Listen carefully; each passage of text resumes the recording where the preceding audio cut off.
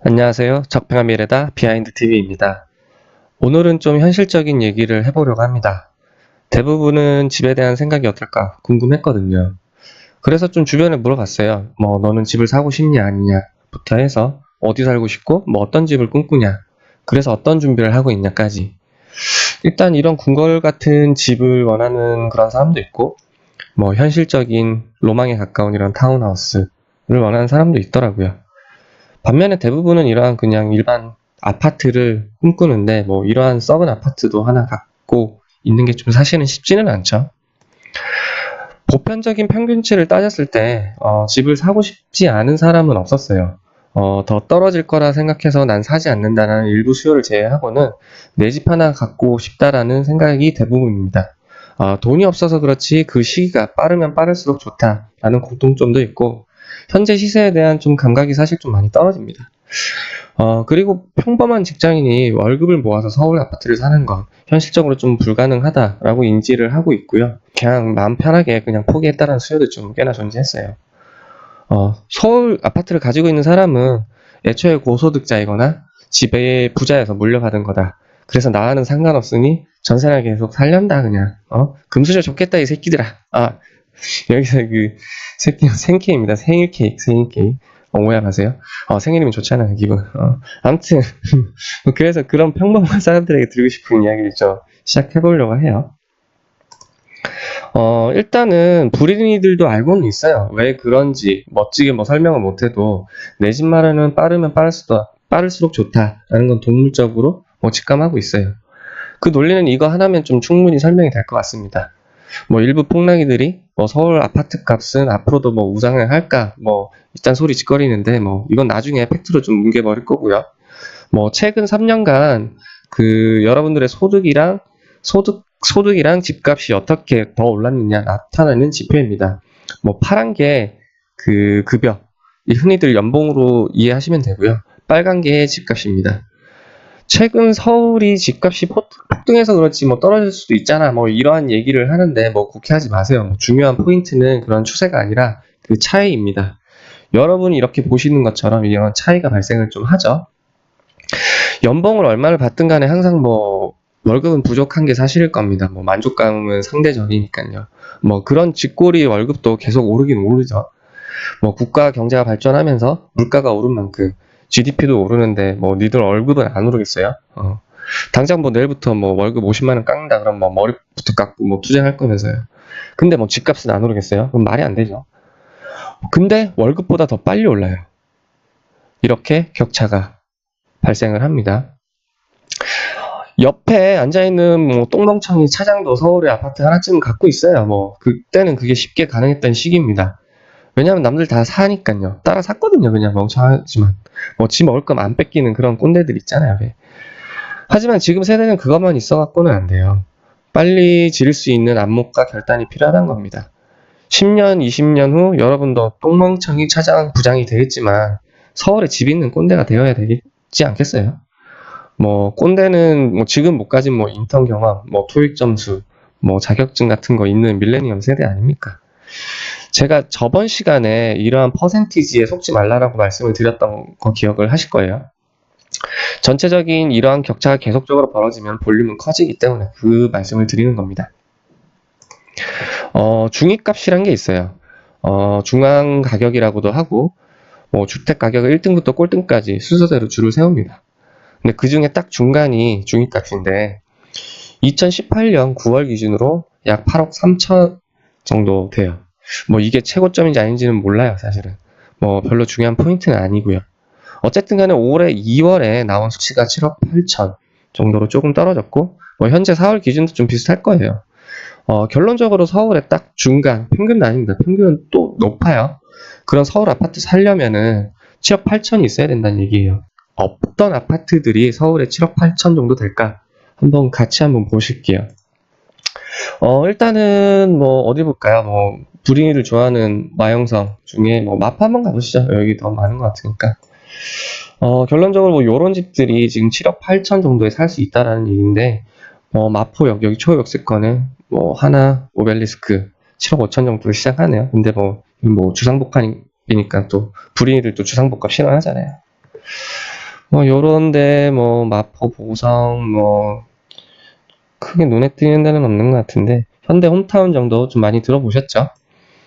뭐 도원, 삼성, 레미안 뭐 요 정도가 좀 깔끔해 보이네요. 뭐 딱 7억 8천에 25평입니다. 남동향 뭐 요런 거 하나 사실 수 있네요. 요게 딱 서울의 중간에 해당하는 아파트란 얘기예요. 용산은 없는 것 같고 용산은 또 비싸니까 한남 아이파크 이거 뭐야? 이건 뭐지? 오피스텔인가요? 뭐 아무튼간 성수동 한번 보면은 서울 프루지오가 전세가 오기 전세가 7억 8천 못 산다는 얘기죠. 아무튼 요 정도 수준이라고 보시면 돼요. 자 그러면은 그 7억 8천을 벌려면 과연 한 달에 얼마나 모아야 될까를 좀 계산을 해봅시다. 뭐 내가 대출은 싫다, 빚지는 건 뭐 제약이다. 그래서 뭐 대출을 하면 뭐 이자도 아깝다 그런 분들 많잖아요. 그러면 결국엔 근로소득만 계산해야 하니까 대충 한 달에 500만 원 모아야 돼요. 그러려면은 세전 기준으로 한 연봉이 한 8,900 정도 되고요. 뭐 근데 뭐 다들 뭐 연봉 1억씩 되잖아요. 뭐 8,900원 가뿐하죠. 뭐 비비고 만두 핫딜 항상 찾아보는 뭐 뽐뿌 거지 새끼들도 뭐 블라인드 뭐 이런 데 보면 뭐 자기 연봉 1억이라고 하잖아요. 아무튼 간에 월 500씩 모은다고 치면은 그 7억 8천을 모으려면 딱 13년이 걸립니다. 대충 서울주택의 PIR이 13.4 정도 되니까 일단은 뭐 그 정도 걸린다고 보시면 돼요. 근데 뭐 생활비도 빠져나가면 안 돼요. 뭐 돈 없으면 공기만 먹고 살아야 돼요. 뭐 알바를 하든 뭐 옆집에서 얻어도 먹든 뭐 어쨌든 그래야 돼요. 왜냐면 저희는 PIR 맞춰야 되니까요. 예. 그래서 뭐 열심히 어쨌든 간에 뭐 원화책을 돌리세요. 막 으쌰으쌰 뭐 그래도 근데 중요한 거는 여기서 주택 PIR보다 아파트에 대한 PIR은 좀 더 높아요. 어쨌든 13년 볼게요. 야, 근데 이런 사람들 있죠 또. 내가 월급 적금 뭐 풍차 돌릴 거야. 뭐 그래가지고 뭐 이자 왜 빼냐 이 새끼야. 막 이런 사람도 있을 거예요. 그래서 한번 계산해봤습니다. 금리는 쿨하게 5% 제가 잡아드렸어요. 그래서 결론적으로 1년에 6천씩 모으는 걸 가정을 해서 11년 되니까 원하던 금액 되죠. 근데 어쨌든 간에 3년 줄었습니다. 3년 줄었으니까 뭐 10년 좀 넘게 걸렸네요. 어쨌든 간에 뭐 10년 동안 뭐 공기만 마셨어야 되니까 뭐 다이어트도 절로 되고 좋죠. 그 다음에 자 10년이 됐어요. 이제 아싸 이제 7.8억 모았다. 나의 원화 채굴기는 역시 성능 좋구나. 막 이러고 금수저 새끼들아 나도 이제 서울 아파트 간다. 막 신나게 외칩니다. 축하드려요. 아파트 살지 모으셨어요. 근데 딱 그래서 이제 마포 떡방에 찾아갑니다. 나 7.85 있으니까 집 내놔라. 근데 꺼지래요. 그 돈으로 전세 겨우 얻는다고 꺼지래요. 금매가 13억이래요. 13억. 헐, 왜 그렇지? 지금까지 그럼 나는 헛바람만 들었던 건가? 막 자괴감 들기 시작합니다. 왜 그럴까요? 너무 당연하죠. 10년 동안 집값도 가만히 있는답니까? 내가 니들 연봉 처음부터 뭐 만땅으로 올려주고 금리도 더 쳐주고 했잖아요. 근데 집값도 똑같이 물가 오른 만큼 연봉 오른 만큼 올라야 되는 거 아닙니까? 2009년도에 서울 아파트 중위값이 약 5억이었어요. 그럼 지금이랑 비교를 하면은 약 70% 정도 올랐죠.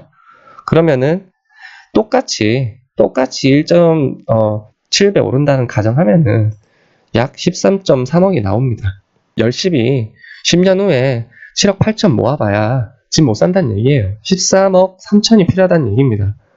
결국에는 뼈 빠지게 10년 동안 7억 8천 모은 게 아니라 집 늦게 사가지고 5억 5천 손해 본 거예요. 5억 5천 한마디로 꼬른 거예요. 결론입니다. 사세요. 좀 제발 사시라. 제가 몇 번이나 말씀드렸잖아요. 실거주도 않아요. 욕심 좀 버리고 일단 사세요. 위에 보여드렸잖아요. 평균적으로 10년 후에 70% 오른다는 가정이 있어요. 1년에 몇 억씩 오르는 좋은 물건은 못 사요. 그런 거 사라는 얘기 아니에요. 저도 샤넬백 이런 거 이쁜 거 알아요. 근데 살 돈이 없어. 그럼 마이클 코어 이런 거 사야 되잖아요. 그런 거 사라는 얘기예요. 그래도 백화점에는 있는 물건이잖아요. 그런 것만 추천드립니다.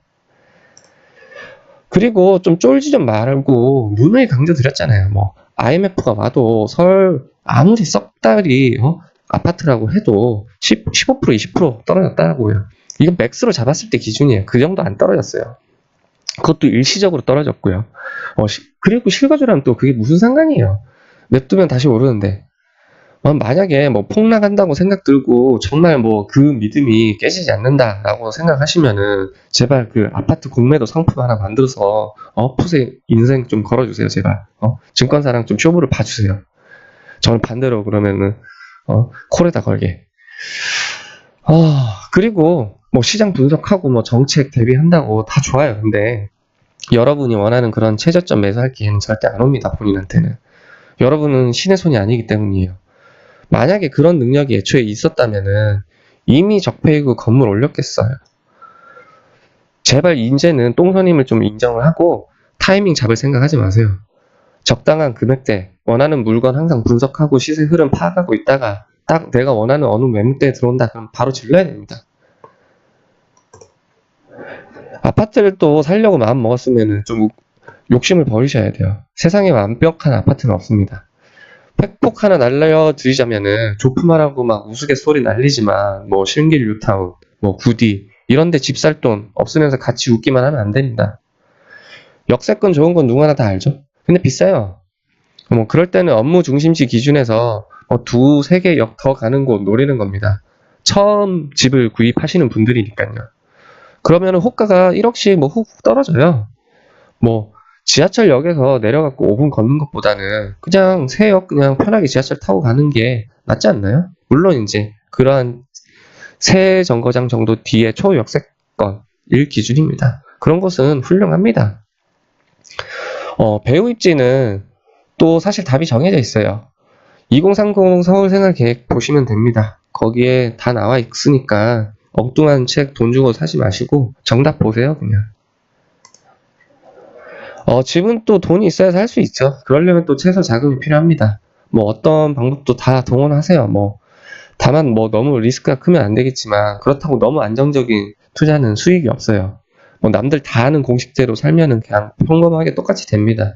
뭐 말씀드렸죠. 평범하게 지내면은 서울 아파트 못 산다고 제가 장담합니다. 뭐 예를 들면은 뭐 수익형 부동산 이런 거 적극하려고 하셔야 돼요. 뭐 주변에서 어떤 얘기 듣고 뭐 야 오피스텔 이런 건 안 돼. 뭐 이런 얘기 혹해서 또 저한테 와서 물어보면 오피스텔 사도 되냐? 그냥 하고 싶은 대로 하세요. 그런 분들은 그냥 입이 아파요 그냥. 결론은 연봉 8,900 안 되면은 최대한 비슷한 수준으로 끌어올리라는 얘기예요. 마지막입니다. 대출 일으키셔야 돼요. 뭐 집값의 반을 대출을 받으면은 내 집 마련 기간이 똑같이 반으로 줄어듭니다. 뭐 물론 위에 고정 수익을 2배로 올리는 것도 반으로 줄이는 방법 중에 하나겠죠. 시너지가 두 가지를 동시에 해서 시너지가 나면은 반의 반으로 줍니다. 그래서 저도 사실은 처음에는 대출 무서웠어요. 뭐 근데 적당한 수준이면 괜찮습니다. 안전해요. 안 그러면은 20년 동안 공기만 빨다가 내 집 하나 못 갖고 갑니다. 무흡무흡한 상태로. 신세 한탄만 하지 말고 제발 변화된 삶을 원하시면은 제발 좀 바뀌세요. 생각도 바뀌시고 행동도 바뀌시라고 말씀드리고 싶습니다. 오늘은 여기까지 하고 또 기깔나는 내용으로 찾아뵙겠습니다. 감사합니다.